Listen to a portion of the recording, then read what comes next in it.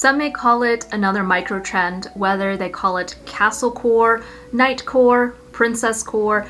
At the end of the day, they are all different iterations of another medieval revival, or what I'm going to be covering today is a dark, modern, medieval style, and how to implement it into your personal look without it being another microtrend. Before I go any further, just a disclaimer. This is not a video of how to accurately dress of the medieval era or what is time accurate or not. This is a fun video how to find inspiration in the medieval elements and how to implement it in a dark aesthetic way. Although I can definitely see how this medieval revival is coming at a time where it just feels like another microtrend or another aesthetic that we are checking another box to. I feel like this modern medieval style can actually be an element that could be implemented into your own personal style or your signature look. The reason why that is because when it comes to finding your signature look, it is diving deep into what is personal to you, and a lot of that could be what is nostalgic to you. And in many ways, medieval elements have seeped its way into our childhood, whether we meant it to or not. Medieval elements are in the fairy tales that we were told, the fantasy books that we read as a kid, or some of the movies that we watched with our parents growing up. Let's not forget that this medieval revival is not new. And I know nothing ever really is. The medieval style has made its way into so many different eras that it is almost guaranteed that every generation is going to have a version of a medieval revival in its own way. It was even in the Victorian era. We have seen it in pre-Raphaelite paintings, which many have actually mistaken for an accurate retelling of medieval style, when the pre-Raphaelite paintings were actually also another iteration of medieval aesthetics. I think it's interesting that this medieval revival is coming at a time when, as my mutual Chelsea from TikTok has said, fields broadly are resisting artificial intelligence for the threat that it poses to job security. Beyond the ethical concerns surrounding copyright and plagiarism, fashion thrives on human creativity, emotion, and storytelling. This medieval revival style is, in a form, a rejection of the rise of AI and a lot of this technological advancement that we are seeing. I also believe that in mainstream, in terms of what is considered modern, is very minimal and beige or gray. And medieval styles and nuances are actually quite the opposite. What I find interesting though is that our iteration of a medieval revival is a mix of this sleek, almost cyber-inspired style with the 90s whimsigoth. So our medieval revival is more of, as the YouTuber Rowe has said, a game of telephone of the many different medieval revivals that we have seen. So every iteration that we see ends up being much more different, which I actually understand how that has its cons and its way where we lose the authenticity of this medieval style that its original source was from. But the good to that is that we are not completely copying the medieval style, but in its way evolving into its own thing. Some of the common influences that we see of the modern medieval aesthetic is in the chainmail that we see on the Met Gala, the revival of Enya's style and ethereal music, and a lot of people still taking inspiration from pre-Raphaelite paintings. So let's get into my favorite part. How does the modern medieval style fit into a dark aesthetic, especially if that is the style you want to hone in on and make part of your signature look? My mutual Mausoleum made a wonderful clip talking about how there are inherent gothic elements in the medieval style. And I found her video talking about Nosferatu and how we have hints of medieval inspirations within the movie itself. As someone who studies the medieval period, I couldn't help but notice Robert Eggers' fixation on medievalism fetishizes the medieval, turning medieval architecture and style into objects of dark, hypnotizing beauty. Let's talk about the different dark muses and how the modern medieval style can be implemented into their lives or feeling an aura. If you have no idea what I'm talking about in terms of the dark muses, please watch my playlist talking about the dark muses, which is a series that I created talking about how to get dark aesthetic inspiration if you are tired of getting inspiration from celebrities, influencers, and you want to gain inspiration from something that is a bit more abstract and fantastical. If your dark muse leans more into the vampire muse, I picture this modern medieval style to be that of a dark maiden. Now, when it comes to vampiric details, it is going to be opulent and extravagant. That is vampire at its core, and I think that comes already naturally to medieval elements. But to keep it more vampiric versus any of the other muses, I think really making it important that you are prioritizing these blood reds and long silhouettes. I also think sharp details or things that feel a little dangerous, like poison rings or the accessories that Chapel Rowan is wearing here to the left, is a great example of something that feels like a modern medieval style, but in a very vampiric way. It is a mix of royal details and the occult. Now, how to make it dark if it doesn't feel dark enough? Then you're probably playing it safe if it doesn't feel dark enough. Vampiric style is quite maximalist and very unapologetic. More is more, and more layers, more jewelry, more details. Let's talk about the witch muse and how does the witch fit into the modern medieval style. And this is the witch muse of the dark muses, not literal witches, but still taking inspiration from witches. The witch, mage, magic practitioner, Morgan Le Fay, Morgana, or the many Morgans that we have seen throughout different media has been a great inspiration for those of us who are into the occult but also have a fascination with medieval aesthetics. I find it very fascinating that no matter what iteration we see her in, one of the most common symbolism that I often see adorned on her is a green cloak, robe, or dress of sorts, adorned with layers of jewelry and gold. There is this mix of extravagance, yet you have that nature foresty look that we often associate with the witch muse. I also think if you are into the witch muse, this is a great time to take inspiration from many different video games, such as Skyrim, Elden Ring, Demon Souls, and so many different video games. Even Final Fantasy's recent installment, Final Fantasy 16, has a lot of medieval elements that you can take inspiration from. If you are not a gamer or you are a light gamer, then might I suggest looking into video game streamers or even watching Let's Plays. A lot of people who are not gamers actually don't see the value in watching streamers or Let's Plays, but if you're like me, I do play. I do consider myself a gamer, but I don't really have time or patience to play some games or even the personal dexterity to play a game like Elden Ring. I recommend watching streamers like RKG, who actually I would recommend if you are interested in the Elden Ring lore but you are not interested in playing it. Elden Ring is such a rich form of inspiration. If you are into the fantastical elements, that is often nuanced to be medieval. And there is an actual literal witch within the game. Her name is Ronnie and she is actually in this bottom image here, and I am obsessed with her giant witch hat. In addition to this aura that she brings, I feel like if you want to emulate the witch muse that is in a modern medieval aesthetic, I also recommend looking to the 1990s Whimsigoth look that is often associated with actual practitioners. Again, Whimsigoth is a different iteration of what came from the goth subculture.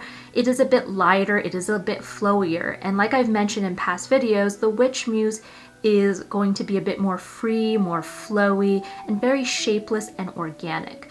The video games I recommend looking into are Elden Ring and the Demon Souls series. If it does not feel dark enough, then you may need to stick to a bit darker and moodier colors and really lean into celestial motifs. Try also looking into grunge-inspired makeup, such as gray contours, cool toned lipsticks, and dusty shadows. My mutual Fable is actually a great inspiration of how to dress in a modern medieval style that is actually quite wearable. Now, their style is quite extravagant and fits somewhere in between witch and siren. They have done a couple of Knightcore styles and this free-flowing witch aesthetic, but I think Fable is such a great example of how to implement this into your style. And when it comes to taking inspiration from a modern medieval look, it is being unafraid to go that extra mile. It is not being safe. It is quite literally a rejection of the minimalism that we keep seeing over and over again. And that is why I'm a huge fan of Fable's style. It pushes boundaries, and it is still a whisper of the past that we are familiar with in terms of the medieval aesthetic. And you can tell that these fantastical medieval elements are personal to them. Speaking of the Knightcore look, which is so weird to call it, and I'm sure years from now they're going to be calling the inspiration that we take from knights and a knight's armor something else. But for now, what is called Knightcore, I actually think is actually close to the Siren Muse. When it comes to the Siren Muse, as I mentioned in my past videos and my breakdown talking about the Dark Siren, in order to achieve a Dark Siren look, it is the most sleek of the dark muses. It is still dark, unsettling, but it is minimal in its own way. It is quietly elegant, but it is also taking inspiration from oceanic details and what we often associate with literally a siren. The Siren Muse I see as the knightess. It is cold silver details, sleek silhouettes, minimal yet impactful. How to make it dark. So when it comes to the Siren Muse, it is naturally cool and dark, but maybe you can emphasize it with your makeup. Think of a corpse bride inspired makeup, or think of Ghoul in Japan, who is one of my favorite makeup content creators. Their makeup is quite one of the easiest ways to go about a siren look. My mutual Evangeline Molly has also done a recent siren makeup look I recommend.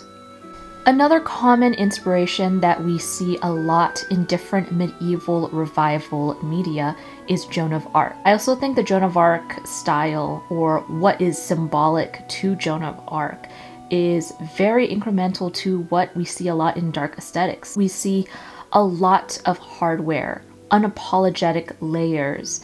It is this going against the norm, which is very in tune with alternative styles and subcultures. When it comes to the Haunted Doll Muse, the Haunted Doll is this beautiful mix of unconventional details that can still fit in a dark or alternative style. The Haunted Muse is for you if you don't want to let go of your roughly details and pastel colors, but you still like that cute yet creepy look. Now, when it comes to the Haunted Doll look and how that fits into a modern medieval style, this is where I think Princesscore would fit in, but in a different way. This is the decaying princess. Because the Haunted Doll Muse is inspired by things that are possessed, unsettling, this is more of a decaying princess look. It is opulently feminine. It is luxurious details such as we see in the velvets, the volume, and it is maximalist. Now, when it comes to the Haunted Doll Muse, it can often be confused with the details that is associated with a vampiric style. I feel like darker reds and blacks and purples will feel vampire, so to make it feel more haunted doll-esque, I would keep it in a lighter or pastel color and play more with shapes and silhouettes. The vampire style is longer and more mature versus the haunted doll is literally more doll-like. And for makeup, I recommend something unsettling, maybe a sickly makeup. Maybe take inspiration from Lily Rose Depp's interpretation of Ellen in Nosferatu. I feel like her makeup actually fits perfectly into the haunted doll Muse. Now when it comes to the Fairy Muse, the Fairy Muse video was quite controversial, and some people do not fully see how a fairy is a dark muse. Now when it comes to what a fairy inherently is, they are in a way mischievous, they are quite cheeky, and I feel like this is a great way to interpret some modern medieval elements in terms of what we see in the colorful tapestries, the jester-like details that we have seen for the jester, the royal jester that we often see associated with the royal families. The Fairy Muse can also be seen as quite literally the most fairy tale character. A lot of medieval interpretations that we see in different revivals are different fairy tales and different fantastical stories. So this is where the Fairy Muse fits in. It is the most colorful out of all of the dark aesthetics. This is where you can take inspiration from tapestries, or the 1960s medieval revival, which was quite colorful, voluminous, and playful and cheeky. I think the 1999 runway show by Betsy Johnson is also great inspiration. Betsy Johnson has always played around with different inspirations of punk, but this particular 1999 show actually took inspiration from some medieval silhouettes. But how do you make this dark? Instead of going for a full-on traditional fairy tale look, think of a fairy tale gone wrong, like a cautionary tale. Think a twisted version of Alice in Wonderland. Think of unsettling motifs, darker colors, and jester-like details. When it comes to the Fairy Muse, it is the most colorful of a dark aesthetic, but it is still dark at the end of the day, so make it dark with its motifs. It is this beautiful juxtaposition of things gone wrong. With this current medieval revival going on, I have seen an emergence of chainmail artists, and I'm not gonna lie, I'm really obsessed. Even my best friend has been on the chainmail train, and I have been getting some insight from her of what it's like to actually be a chainmail artist. And she has mentioned it is very tedious and can be quite intense on the hands. So when it comes to the price range of getting chainmail from a small business or an ethical business, please keep in mind that some of these price ranges are fair because of the intensive work that goes into chainmail. Synthetic daisy design is experimental and in many ways a sexy way to go about Knightcore. They do different armory details that is fun, and I feel like these are wearable yet experimental. The bottom image is Closet Children. This is chainmail but done in a more traditional jewelry way, and I think this is a very approachable way to go about an armored look without going the full 9 yards. In the middle, Falconeer, who I definitely recommend looking into, they have a variety of chainmail vests, corsetry, or this headdress that we see pictured here.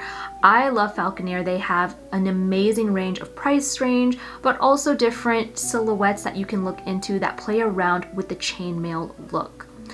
Bone and Dust Chains also does the same. They have also pins. Again, another way to wear chainmail in a wearable way. But chainmail is not the only way to achieve a modern medieval aesthetic. Folkloris, their name insinuates, has many different jewelry pieces, purses, and garments that take inspiration from fantasy that have a strong medieval element. And in the name itself, my friend Mage of Metals is an extremely talented jewelry maker. And I have shown their work before, but I feel like her king rings or her crown rings are quite fitting for this video. I also want to give a special shout out to Falconeer because they as a business are holding a raffle to raise money for helping out the wildfires going on in LA right now. When it comes to the modern medieval style, this is definitely a look or elements that you want to implement to your style that can easily be thrifted. The medieval style can also be easily DIY'd, or maybe not easily, but accessible as a DIY element. There's a lot of headdresses that is associated with the medieval style. Maybe not, albeit always accurate, but these crochet images that I have remind me of a knight's chainmail. Now, although they're done in crochet, I feel like if this is done in a gray yarn or a shimmery silvery yarn, it can be like a faux chainmail look, and I think that can make it wearable, but also a fun reiteration of this Knightcore aesthetic. I also recommend looking into tapestry fabrics. Maybe make your own quilted jacket or your own tapestry inspired corset or collar. There's also several different patterns that you can find for crochet or knitting that is inspired by Lord of the Rings, another medieval-esque fantasy where if you aiming to dress like a Lord of the Rings character, you will probably be contributing to this modern medieval style. Also looking into witches' cloaks, witches' robes. Those tend to have a medieval look to it. If you watched this whole video, thank you so much. I just want to give a special thanks to my Patreon members. They mean so much to me and they give me so much motivation and inspiration. At the end of all my videos, I compile all of my graphics into a fun little ebook that is available to my dollar Patreons. And let me know if the modern medieval style is for you, or you are looking forward to a different dark aesthetic that may fit into your signature look. I hope you have a great week, and until next time, bye.